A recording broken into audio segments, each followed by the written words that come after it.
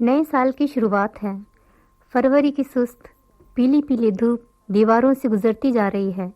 एकाएक इस धूप को जाता हुआ देखकर मुझे सर्दी का एहसास होता है। हर रोज़ की तरह आज भी मैं छत पर खड़ी हूँ। दूर आसमान की गोद में उड़ती हुई नीली पीली पतंगें सूरज के इर्द गिर्द मंडराती फिर रही हैं और यकायक इन रंग बिरंगी पतंगों के दरमियान तुम्हारा चेहरा उभरने लगता है। काश मैं पतंग होती, डोर के सहारे उड़ती हुई तुम्हारी छत तक पहुंच जाती, तुम्हारे वजूद के बिल्कुल करीब, तुम्हारे सर के ऊपर, तुम्हारे बालों को मुसलसल छूती हुई, कभी सरसराती हुई इधर से गुजरती, कभी उधर से गुजरती। जो कोई काट भी देता तो कटकर तुम्हारे आंगन में ही गिरती। लेकिन पतंग कभी अपनी मर्जी से तो किसी भी आंगन में नहीं कट सकती। हवा जिधर ले जाएगी उसकी किस्मत। पतंग और लड़कियों की किस्मत में किस कदर मुशाबहत होती है। लड़कियां अपनी मर्जी से अपनी डोली किसी भी आंगन में नहीं उतार सकती। समाज ने ये हक सिर्फ बाप और भाई को दिया है। वही उसके लिए लड़के का इंतखाब करते हैं और जिसका इंतखाब किया जाता है उसी के साथ उसका हाथ थाम कर लड़कियां अपनी ख्वाहिशों का गला घोटकर खरामा खरामा पुरुम्मीद कदमों से साजन के साथ मंजिल की आरजू में चल पड़ती हैं। जिसके साथ वो ज़िंदगी गुजारने जा रही हैं उसके मुतालिक उन्हें कुछ भी पता नहीं होता कि उसकी आदतें कैसी हैं, उसकी पसंद नापसंद कैसी है, वो उसके साथ गुजारा कर भी पाएंगी या नहीं। और अक्सर लड़कियां प्यार किसी और से करती हैं और उन्हें शादी किसी और से करनी पड़ती है। खुसूसन हिंदुस्तान में बरसा बरस से यही होता आ रहा है। हम सन 2004 में पहुंच गए हैं मगर दिल की दुनिया पर अब भी वही पहरे हैं। बेचारी लड़कियां लिपटती तो शौहरों से हैं और तस्वुर में सोचती हैं अपने महबूब को कि वो उस वक्त कैसा होगा, क्या कर रहा होगा, क्या वो भी हमारे मुतालिक ऐसे ही सोचता होगा। खाना बना रही हैं तो सोच रही हैं। तवे पर पड़ी हुई रोटी सोचने के चक्कर में जल गई।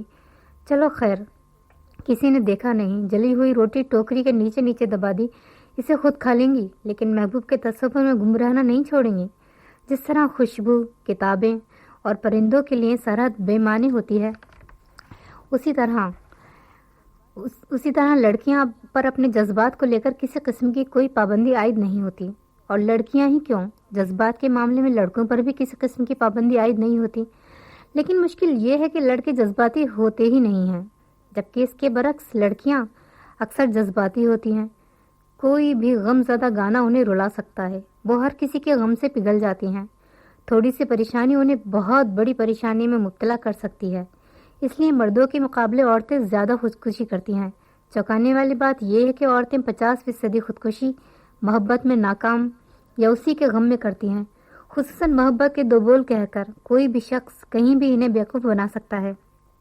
मैं अक्सर सोचती हूँ कि ज़िया और मेरा रिश्ता भी महज बेवकूफ़ियों पर मुनहसिर है। वो एक शादीशुदा मर्द है जिसकी अलहदा ज़िंदगी है, बीवी है, बच्चा है और उसकी शादीशुदा ज़िंदगी में मेरी कोई अहमियत नहीं है। I am the second great citizen of his country. Samreen फिर अपने और ज़िया के रिश्ते को लेकर उलझने लगी। आखिर मोहब्बत की डेफिनेशन क्या है? मैं एक शख्स से मोहब्बत करती हूँ, उसके साथ रहना चाहती हूँ, लेकिन इस रिश्ते के लिए निकाह नाम की एक समाजी मोहर चाहिए। पहले मैं इस तरह नहीं सोचती थी। गीता की मिसाल मेरे सामने है। उसका केस भी ऐसा ही था। उसे भी एक शादीशुदा मर्द से मोहब्बत हो गई थी और इस मोहब्बत के तईं वो महेश के साथ रहने लगी थी। गीता ने अभी तक अपने इस रिश्ते को कोई समाजी नकाब नहीं पहनाया था। वो जब उससे उस ज़िंदगी के मुतालिक पूछती थी उसका यही कहना होता था कि वो खुश है। उसने तो इस मोहब्बत की खातिर अपने माँ बाप, बहन भाई और तमाम अजीज़ों को छोड़ दिया था। ऐसा नहीं है कि इसने गीता की देखा देखी ज़िया से मोहब्बत की है। बस ऑफिस में साथ साथ काम करते उसे पता ही नहीं कब वो उससे मुतासिर हो गई। उनकी प्यार भरी नज़रों और हमदर्दियों ने समरीन को बेमोल ख़रीद लिया। मोहब्बत की इस राह पर चलते हुए उसने अपनी अनमोल शय भी उसे सौंप दी। हालांकि ये सब अचानक जज्बात में बहकर हुआ, लेकिन उसके बाद ये एक रूटीन बन गया। न उससे सब्र होता था और न ज़िया से। हालांकि इस रिश्ते की वजह से वो अपनी ही नज़रों में खुद को गिरा हुआ महसूस करती थी। उसे बड़ी शर्मिंदगी होती थी। खुदा से अक्सर रो रो कर वो अपने और ज़िया के गुनाह बख्शने की दुआ मांगती थी। वो हमेशा मिलकर अहद करते थे कि अब इस चीज़ से दूर रहेंगे, लेकिन वो दोनों ही एक दूसरे से दूर नहीं रह पाते थे। समरीन ने बहुत चाहा कि गीता की तरह ज़िंदगी गुजार ले, मगर वो ये नहीं कर पा रही थी। वो अजीब कश्मकश में मुब्तला थी। شادی کرتی ہے تو اسے ضیا کی دوسری بیوی بننا پڑے گا، نہیں کرتی ہے تو اس شرمندگی اور ذلت کی زندگی کب تک جیے۔ ضیا کو کہتی ہے کہ تم اپنی بیوی بچوں کو چھوڑ دو تو وہ بھی ممکن نہیں ہے۔ آخر اس غریب لڑکی نے اس کا کیا بگاڑا ہے؟ ادھر ضیا کو بھی وہ کئی مرتبہ پرکھ چکی ہے، اس کی محبت میں کہیں کھوٹ نہیں ہے، وہ کیا کرے کچھ سمجھ میں نہیں آتا۔ آخر پھر پریشان ہو کر وہ ضیا کے نمبر ملاتی ہے۔ ہلو، میں سمرین۔ ہاں جان، کیا حال ہے؟ ٹھیک ہے، سنو میں تم سے ملنا چاہتی ہوں، لیکن آج تو میں آفس نہیں جا رہا، آفس تو بند ہے۔ تو کیا ساری دنیا بھی بند ہے؟ غصہ کیوں کر رہی ہو؟ بولو مجھے کہاں آنا ہے؟ تم بتاؤ۔ مجھے نہیں پتا، سمرین نے جھلا کر کہا۔ ٹھیک ہے بھائی، لگتا ہے موڈ خراب ہے، ہم اپنی جان کا موڈ ابھی ٹھیک کر دیں گے۔ اچھا بتاؤ کب آنا ہے؟ ابھی اسی وقت؟ جی حضور، میں حاضر ہو رہا ہوں، آپ ذائقہ میں تشریف لے آئیں۔ آدھے گھنٹے بعد؟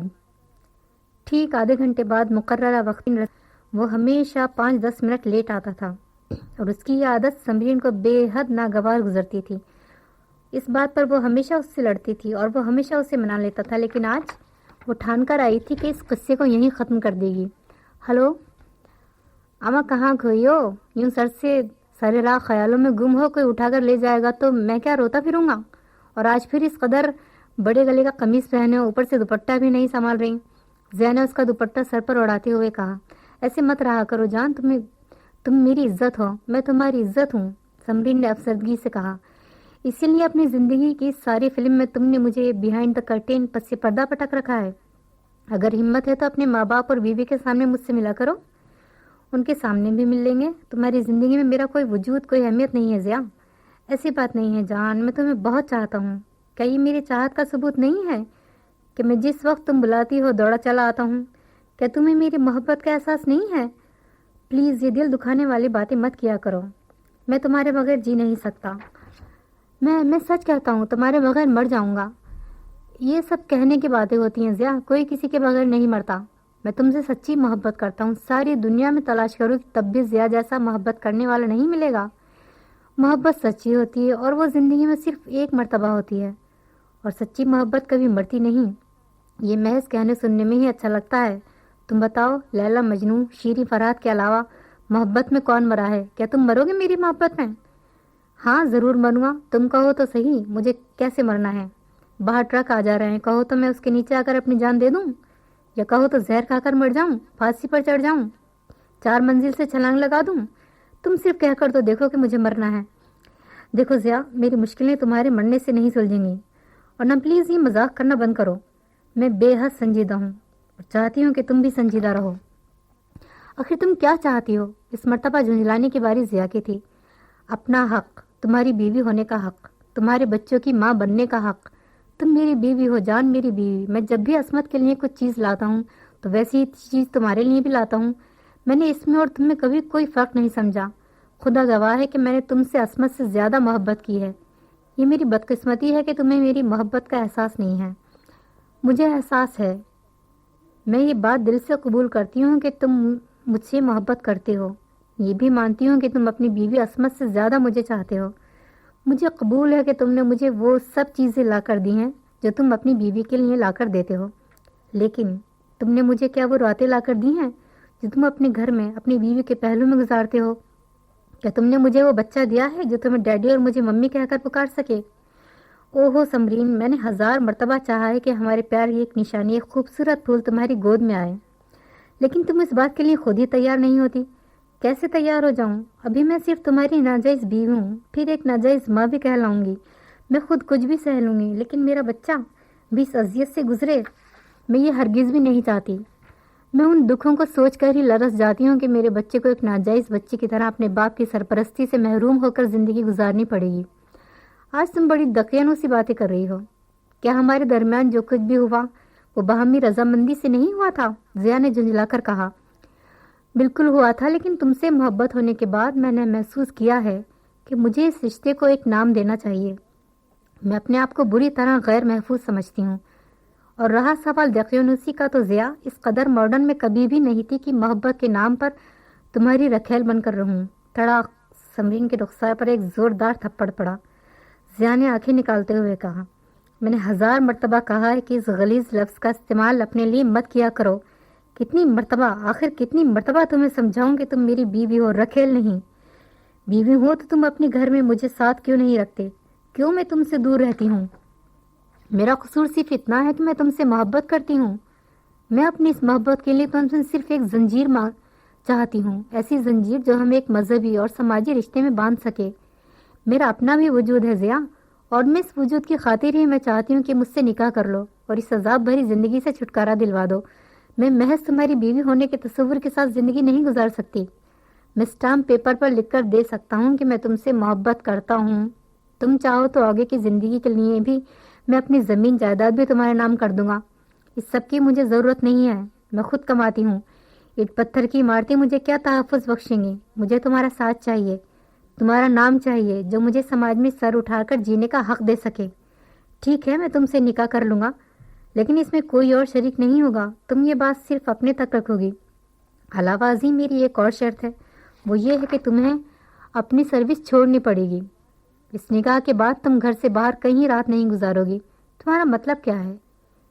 یہی کہ اب تک اپنی سروس کے سلسلے میں یا پھر سیمینار اور دوسری میٹنگ میں جو تم باہر چلی جاتی تھیں، اس نکاح کے بعد نہیں جاؤ گی. لیکن پہلے تو تمہیں میری سروس پر کوئی اعتراض نہیں تھا، بلکہ پہلے تم کئی مرتبہ سیمینار اور میٹنگز میں بھی مجھے ساتھ لے کر جاتے تھے. پہلے تم میری بیوی نہیں تھی، یعنی تم صرف مجھے اپنی بیوی کہنے کا ڈھونگ کیا کرتے تھے. اصل میں صرف تمہاری محبوبہ تھی جس سے دل بہلایا جاتا ہے. تم غلط کہہ رہی ہو سمرین، میں بالکل صحیح سمجھ رہی ہوں ضیا. جب تم میرے محبوب تھے تو تمہیں میرے کہیں آنے جانے پر کوئی اعتراض نہیں تھا. لیکن ایک عام اوسطن ہندوستانی کی طرح نکاح میں آتے ہی میں خالص بیوی بن جاؤں، سروس چھوڑ دوں، سیمینار میں نہ جاؤں، یعنی میں اپنی شخصیت کو تم ہی میں گم کر دوں، میرا کوئی وجود نہ رہے. یعنی آپ مجھ سے شادی کر کے مجھ پر احسان عظیم کریں گے، اور اس احسان کے بدلے آپ میری سماجی آزادی مجھ سے چھین لیں گے. نکاح بھی کیسا، جس میں باراتی شریک نہیں ہوں گے، جس میں دعوت ولیمہ نہیں ہوگا، جس میں اپنے گھر سے بابل کے گیتوں کے درمیان رخصت نہیں ہوں گی. اب تم خود ایک دقیانوس لڑکی کی طرح باتیں کر رہی ہو. یہ ماڈرن دور ہے، بہت سے لوگ شادی کے بغیر آج کل ایسے ہی رہ رہے ہیں. ضیا نے اپنی دلیل دی، میں اس طرح نہیں رہ سکتی. تو اس طرح رہ لو جیسے میں کہہ رہا ہوں. میں اس طرح بھی نہیں رہ سکتی. پھر کیا چاہتی ہو؟ طلاق؟ کیسی طلاق؟ ہماری تو شادی بھی نہیں ہوئی ہے. ضیا نے اس کا مذاق اڑایا. میں تمہیں چھوڑ رہی ہوں، یہ چھوڑنا ہی طلاق ہے. اور یہ تم مجھے نہیں دے رہے ہو، میں تمہیں دے رہی ہوں. کہو ہماری محبت کی طلاق ہوئی، کہو ان جذبات کی طلاق ہوئی جنہوں نے مجھے تم سے محبت کرنے پر مجبور کیا تھا. کہو اس اعتبار کی طلاق ہوئی جس کے تحت میں نے ایک بیوی کی طرح اپنے آپ کو تمہارے سپرد کیا تھا. اب تم بھی آزاد ہو اور میں بھی.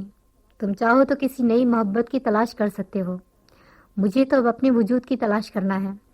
آخر اس سب سے کیا فائدہ ہوگا سمرین؟ تم تو کہتی تھی کہ دل کوئی دکان نہیں ہے جس کا فائدہ اور نقصان سوچا جائے. غلط کہا تھا میں نے، وہ سب جذباتی باتیں تھیں.